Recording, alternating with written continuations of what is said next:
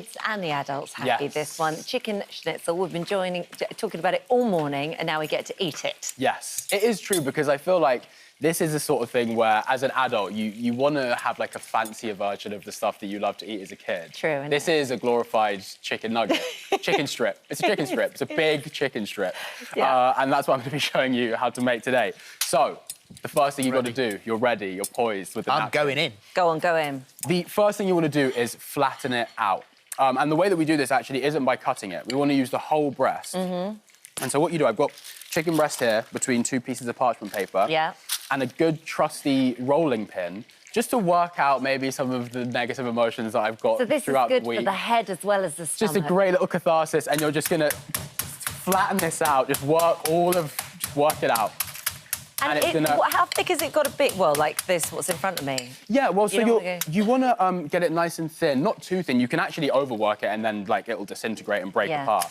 But you want to flatten it out just so you can get, like, a nice... It's going to be lovely and tender as well, and lovely and crisp. I've actually got one under here that I'm going to show you. So you get it to the right thing, and then it's quicker to cook? So much quicker. Actually, really difficult. Here's one. There we go. Really difficult You all to... right? I love the running commentary. It's fantastic. How thick has it got to be? Like the one that I've got in front of me.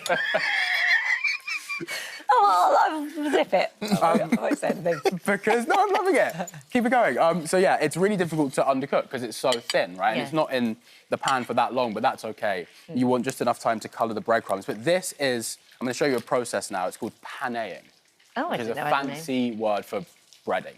basically. Breadcrumbing. Breadcrumbing, yeah. I've done this before, and I've ended up with, like, breadcrumb gloves on by the end of it, like, covered in it. Right. It's an easy thing to happen because you're sort of going from flour into the egg, into the breadcrumb. It gets really sticky. I have a system that I like to use that kind of works, which is one hand for the dry stuff. So I'll use one hand to flour it, like this, and you want to just get, like, a nice, consistent coating on here, make sure there's loads of flour, because the flour is what the egg is going to stick to. So it's really important.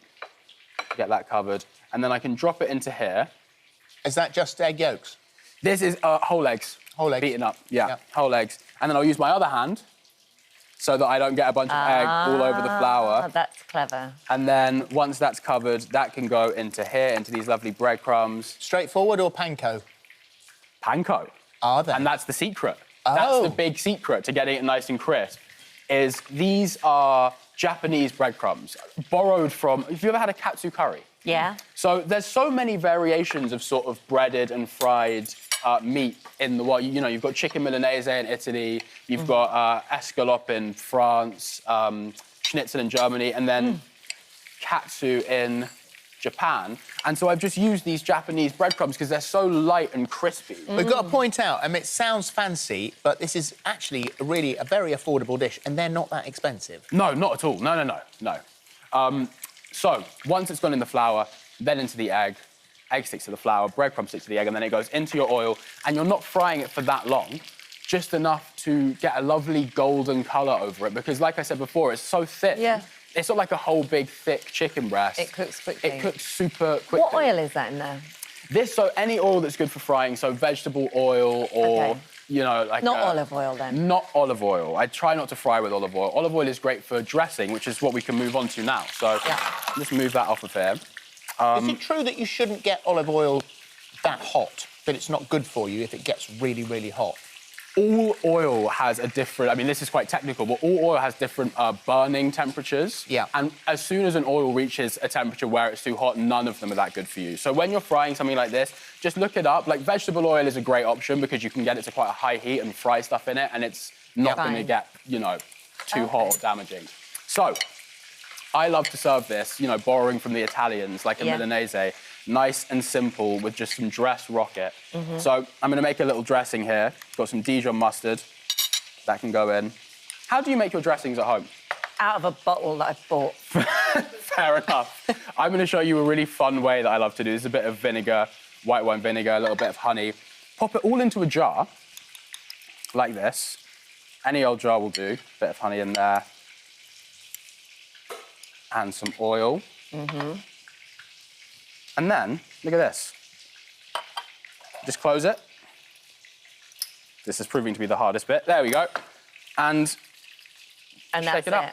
And then you can keep it in this jar in the fridge for, you know, the next salad that you make. So it'll last a little while in there. Yeah, let's see how this is doing. I made one the other day for fish with a similar sort of thing, but I put tartar sauce in. Did you? Yeah, tartar sauce. To make like a salad? dressing, and I put some extra capers in. Yummy. And it was really nice on That fish sounds off the delicious. barbecue. What kind of fish was it? It was haddock. Delicious. So, if you would know my fish is the name of my new show. And when I'm dressing salad, just a little bit. I don't want to saturate these leaves. I don't want it to be heavy. Just a little drizzle, just like that. And then give that a nice little mix. And then I can serve it with the chicken that I've got cooking over here. Can you schnitzel anything? Well, so traditionally, it's interesting that you asked that. Very, very important question. What have you schnitzeled? You can't, don't think you can schnitzel a turnip. Oh, not I veg. haven't tried, but who knows? Traditionally, pork was actually Yeah. a very, very common cut in all of the countries that have this kind of preparation. I think chicken probably is the most accessible, maybe the easiest as well. Could you breadcrumb fish like this? Definitely. Yeah. Yeah, definitely. You want to be careful with fish, though, because it's just a little bit more delicate. So it might break up. So it might break apart and stuff like that. But I'm going to dress this rocket here. And here's my plate, look. Have you guys, have you tried It's it? I'm really halfway nice. through, mate. It's really delicious, and the edges are so crispy, aren't they? Yep, That's that Delicious. panko breadcrumb. My kids would love this. Right? It's just like great for kids, great for adults, because it's what we all want, really, let's be honest. A little bit of fried chicken. And the dressing's really nice as well. Just nice and sharp. You might There we go, have look. convinced me to- Look, see, now the colour of that on the bottom is the colour that I want mine. Oh, that's good. Look at that. That's a good colour. Nice and dark. Yeah. And then pop that on here. Finish with a little bit of flaky sea salt, squeeze of lemon, and you're done. The sea That's salt right. on it, I have to say, I know that's really naughty. But Oh, that's you like need the salt. The salt winner. cuts through the oil. And then the acidity of that lemon cuts through the salt and the fat, and it all comes But together. also really, really simple salad as well. It's Yeah. delicious. Absolutely lovely. Thank you very much. There you go. You're Thank welcome. you. Thanks for having me. Love that. For details of today's recipe, and there's a separate website as well for Name My Fish. We've And got all the schnitzel anything. got all the delicious ideas from our chefs. Download the free. You can tell we've got a week off, can't you? Have a look at the This Morning app.